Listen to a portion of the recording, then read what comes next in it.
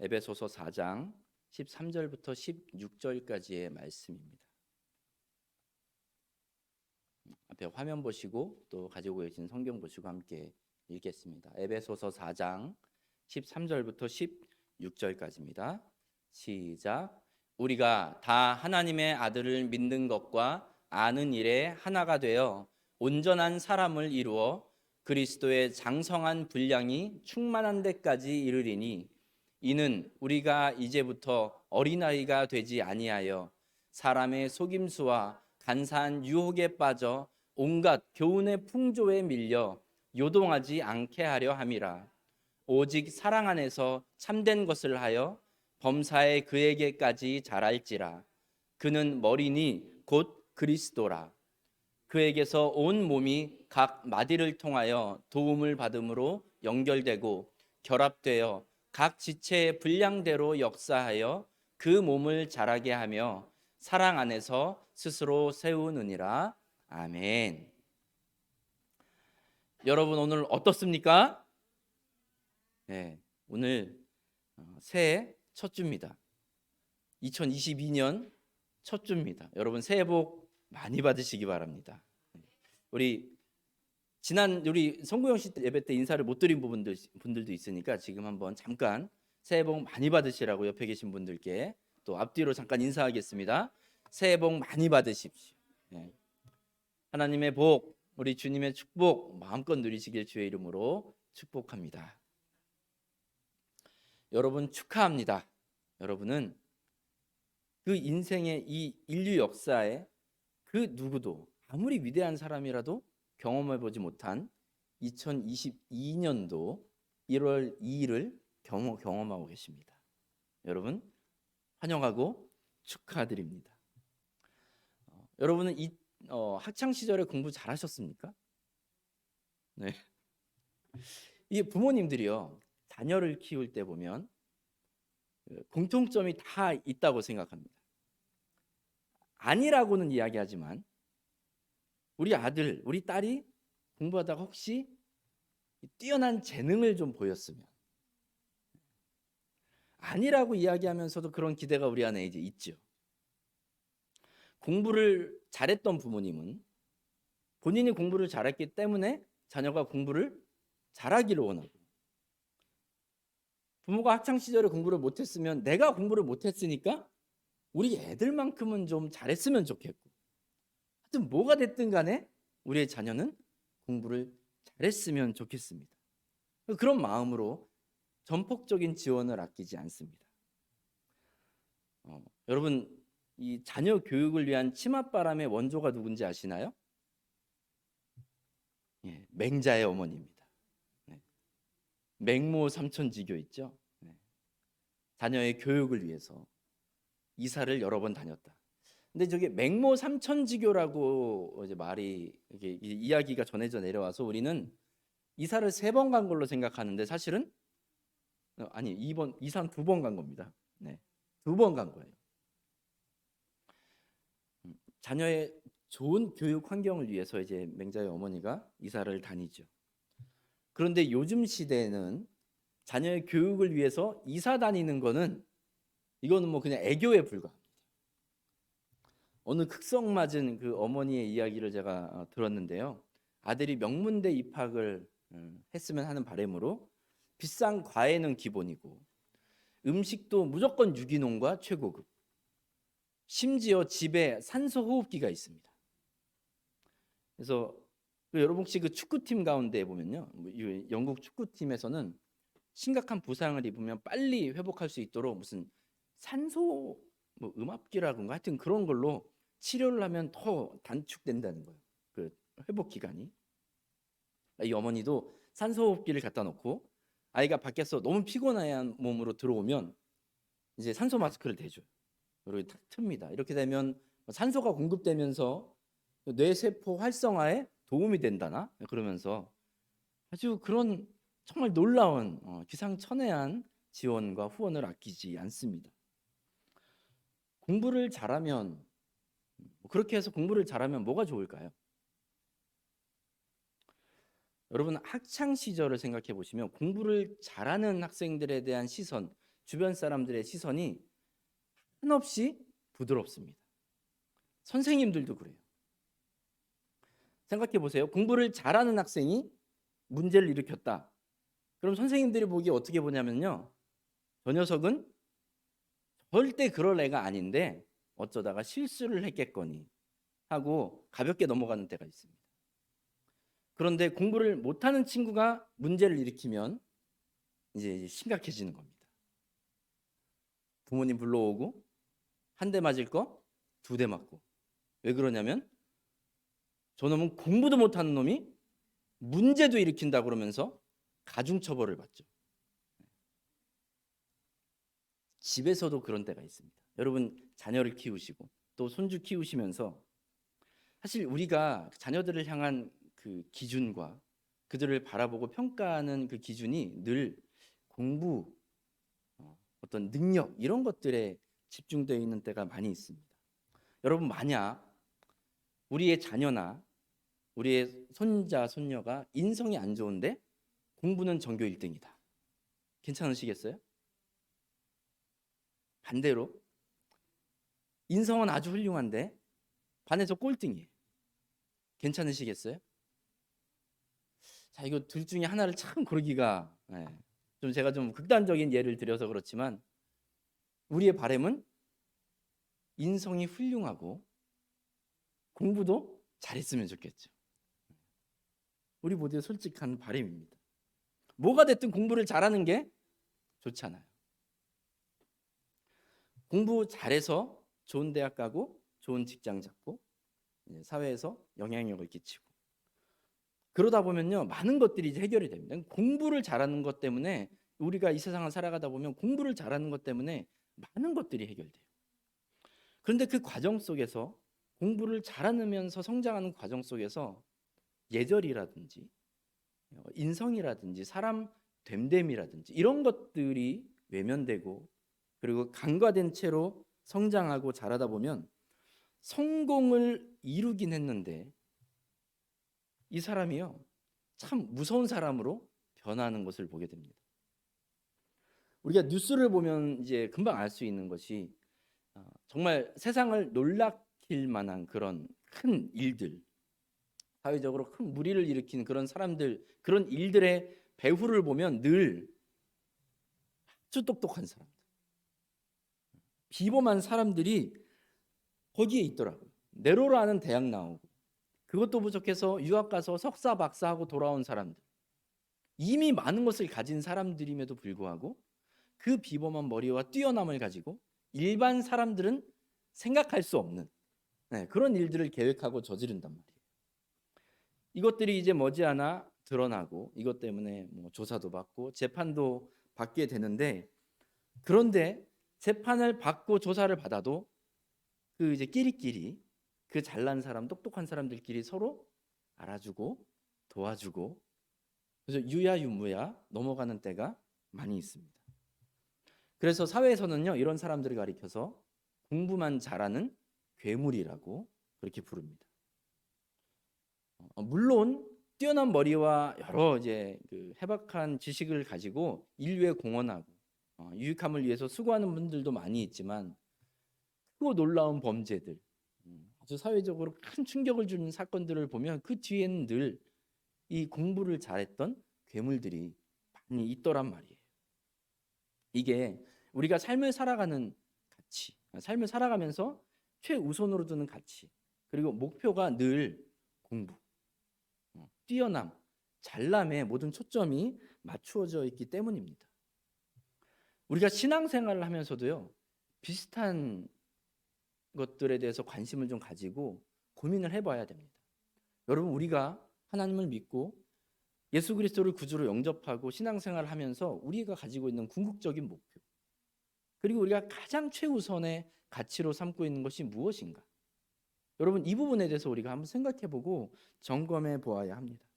오늘 에베소서 이제 4장 본문 말씀 보면요 바울이 이렇게 말씀합니다. 13절 보시면 우리가 다 하나님의 아들을 믿는 것과 아는 일에 하나가 되어 온전한 사람을 이루어 그리스도의 장성한 분량이 충만한 데까지 이르리니 했습니다.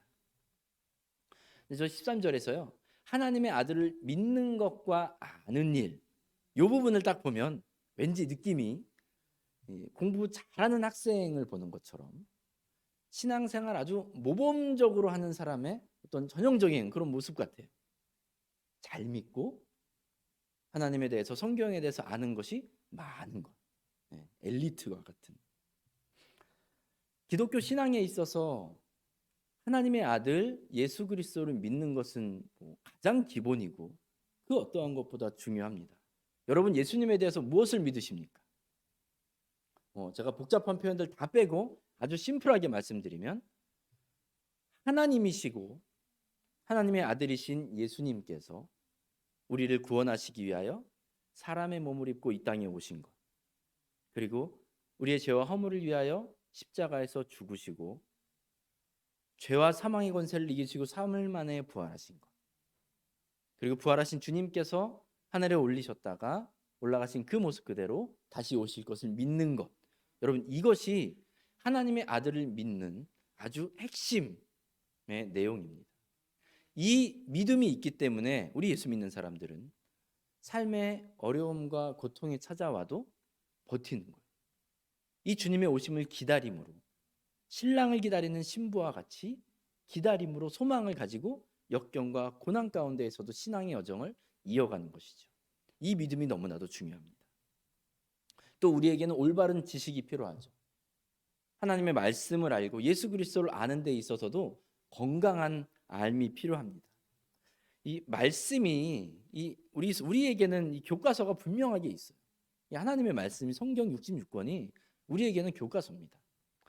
하나님의 말씀은 우리가 어디로 가고 어떻게 살아가야 할 것들에 대해서 분명한 방향을 제시해주고 있기 때문에 우리는 이 말씀을 읽습니다.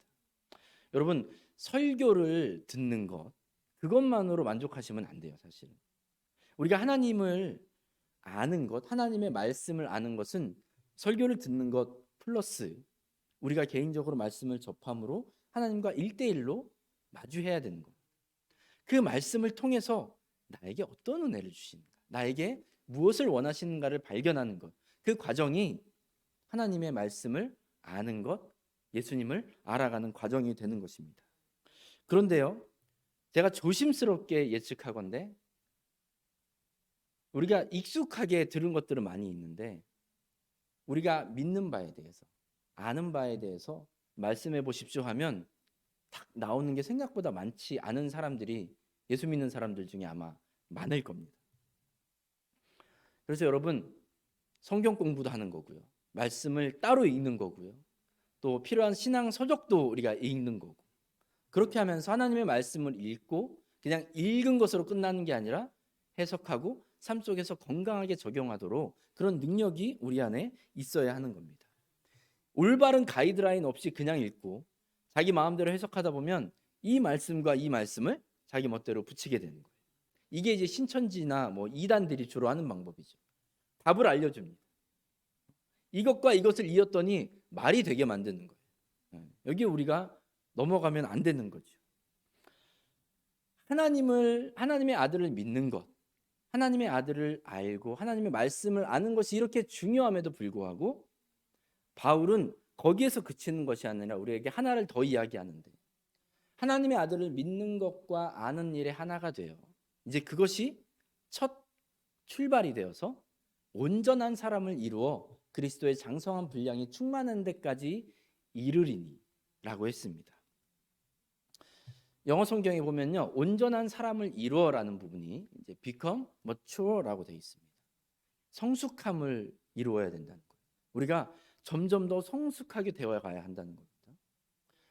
하나님의 아들을 믿는 그 믿음이 있고 하나님의 말씀을 알고 하나님을 깨달은 그 사람은 거기에서 끝나는 것이 아니라 그 믿음과 지식을 통해서 더욱더 성숙해져야 가는데, 어디까지? 그리스도의 장성한 분량이 충만한 데까지 우리는 그렇게 성숙해 가야 된다는 겁니다. 근데 여러분, 현실적으로 이게 불가능합니다. 우리가요, 아무리 성숙함을 위해서 노력하고 수고해도 그리스도의 장성한 분량이 충만한 데까지 성숙할 수가 없어요. 다시 말하면 죽을 때까지 이 땅에서는 성숙한 온전한 성숙함을 이룰 수가 없다는 말입니다. 그 말은 할 수 없으니까 포기해가 아니라 우리가 무엇을 했든지 무엇을 이루었든지 내가 어떤 경지에 도달했다, 내가 무엇을 깨달았다라고 감히 함부로 말할 수가 없다는 말입니다. 빌립보서 3장에 보면 사도 바울이 그렇게 고백하지 않습니까?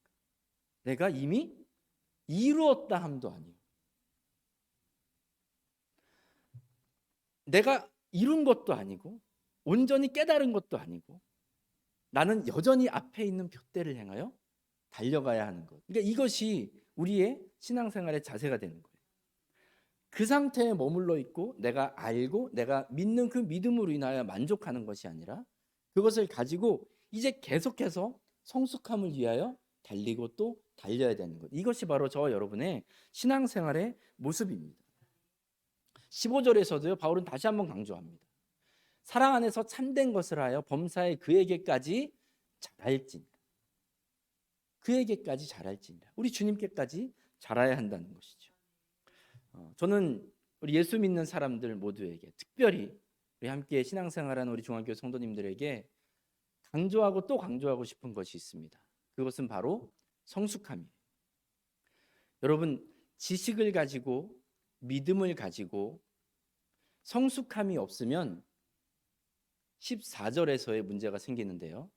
이는 우리가 이제부터 어린아이가 되지 아니하여 사람의 속임수와 간사한 유혹에 빠져 온갖 교훈의 풍조에 밀려 요동하지 않게 하려 함이라 했지 않습니까?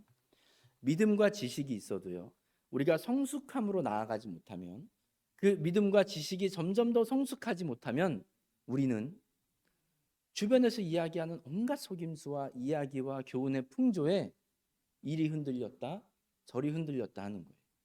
내가 무언가를 이루었고 내가 무언가를 깨달았고 내가 무언가를 얻었다라고 생각하는 순간, 거기에 머물러 있는 순간 우리는 이리 흔들렸다가 저리 흔들렸다 하는 사람이 되는 겁니다.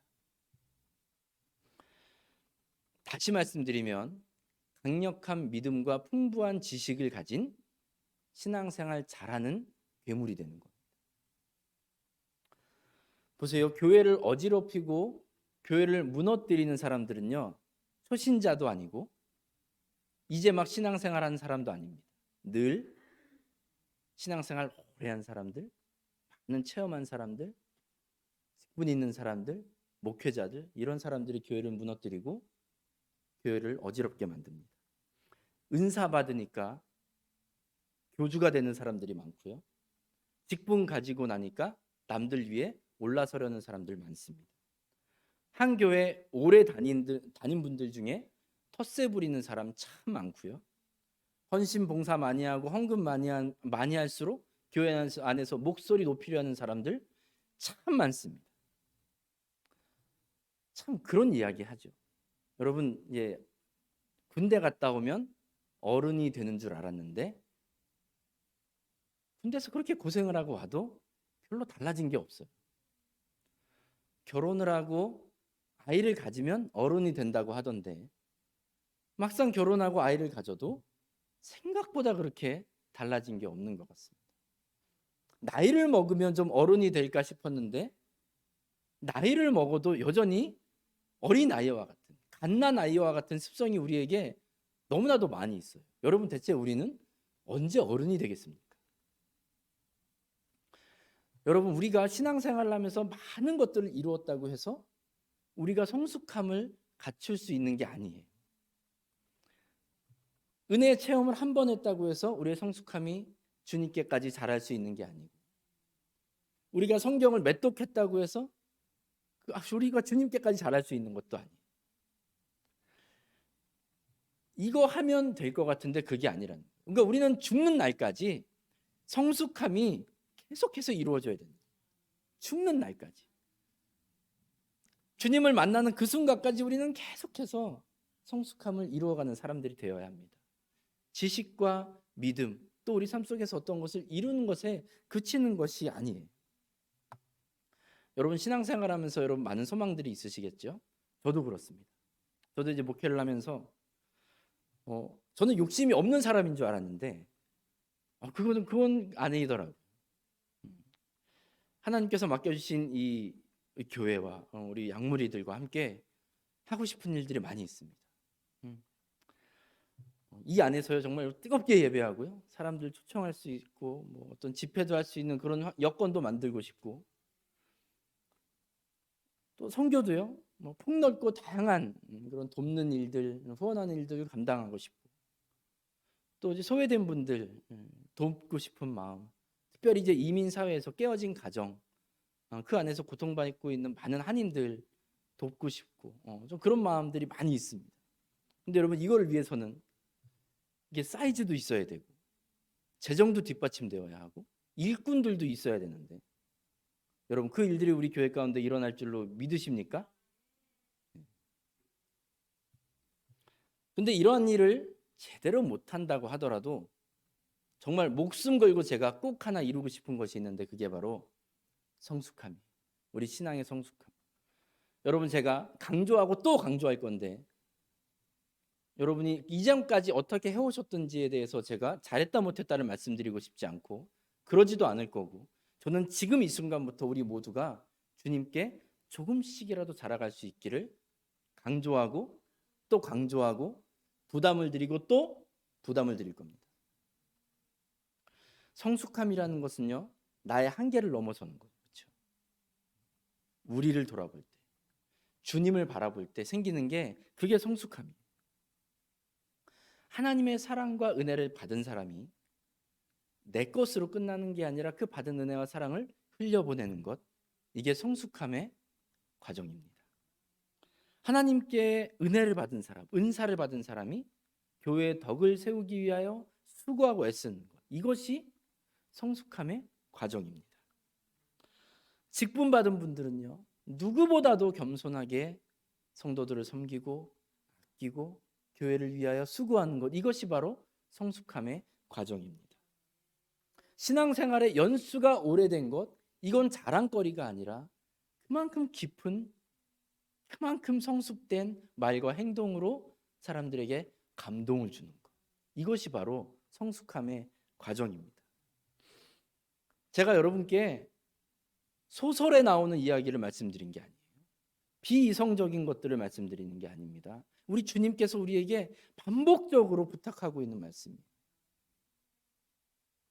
성숙함. 나는 지금 성숙함을 이루어가고 있는가? 신앙생활 잘하고 있는가? 내가 성경을 몇 독했는가? 기도를 몇 시간 했는가? 나는 지금 주님을 닮아가는 그 성숙함을 이루어가고 있는가? 요만큼이라도 어제보다도 오늘 주님을 조금 더 닮은 모습으로 살아가고 있는가? 뭐 성숙함을 이루는 방법이 여러 가지가 있겠지만, 제가 이제 올해 우리의 소망으로 주님 앞에 기도하고 응답받은 것은 인사를 잘합니다. 여러분, 성숙한 주의 백성들이 되기 위하여 올 한 해 우리가 인사를 잘하는 여러분 되시길 축복합니다. 한국에 어떤 동탄 시온교회라는 교회가 있는데, 그 교회 표가 이거더라고요. 인사만 잘해도 먹고 삽니다. 처음에는요, 무슨 표를 저렇게 가볍게 지었나 싶었는데, 제 안에 이 울림이 상당히 많아요. 그래, 인사만 잘해도 정말 성숙함을 이룰 수 있겠구나. 그래서 제가 좀 카피를 해서요, 인사를 잘합니다. 인사를 잘합시다가 아니에요. 저는 일부러 현재형으로 썼습니다. 여러분, 우리는 인사를 잘합니다. 네, 저를 따라서 한번 하시기 바랍니다. 인사를 잘합니다. 지금 이 자리에서 사람들에게 인사 잘하고요, 우리 하나님께 인사 잘하는 거예요. 여러분, 인사가 참 놀라운 힘이 있는 게, 인사성 밝은 사람 보고, 우리가 속이 아주 그냥 베베 꼬인 사람 말고는요, 인사 잘한 사람 보고 삐딱하게 바라보는 사람 없습니다. 다들 좋아요. 참 인사성 밝구나, 참 예절 바르구나, 우리의 마음이 기쁘잖아요. 여러분, 우리가 인사를 잘함으로 모든 관계의 풀어짐이 시작이 되는 거고, 인사를 잘함으로 상대방에 대한 존중과 배려와 사랑이 실천되는 겁니다. 뭐 아주 아름다운 미사여구를 거기다 갖다 붙이지 않아도 웃는 얼굴로 인사를 잘할 때 여러분 그곳에서 회복이 일어나고 성숙이 일어날 줄로 저는 믿습니다. 하나님을 향해서도 마찬가지입니다. 하나님께 여러분 인사 잘하시기 바래요. 죄송합니다. 하나님 앞에서 버르장머리 없는 사람 되지 않으셨으면 좋겠어요. 우리 아버지 하나님을 바라보면서 그렇게 함부로 대하지 않았으면 좋겠어요. 가장 기본적인 이 인사부터 우리가 올 한 해 좀 훈련하기 원합니다. 오늘은 약간 서론식으로 제가 말씀을 드렸는데요. 앞으로 몇 주간에 걸쳐 사람들에게 인사를 잘하는 것, 그리고 하나님께 인사를 잘하면서 그것이 우리의 삶의 신앙에, 우리 교회에 어떠한 선한 영향이 있는가, 어떠한 은혜가 있는가, 이것들을 함께 고민해 보려고 합니다. 여러분, 올 한 해 어느 교회를 봤더니 매주 이 표를 제창하던데, 여러분 저희도 한번 해보고 싶습니다. 제가 인사를 하면 잘합니다 하는 거예요. 여러분, 인사를 그렇게 하면 안 되는 거예요. 다시 한번, 인사를 우리들은 인사를 잘합니다. 기도하겠습니다.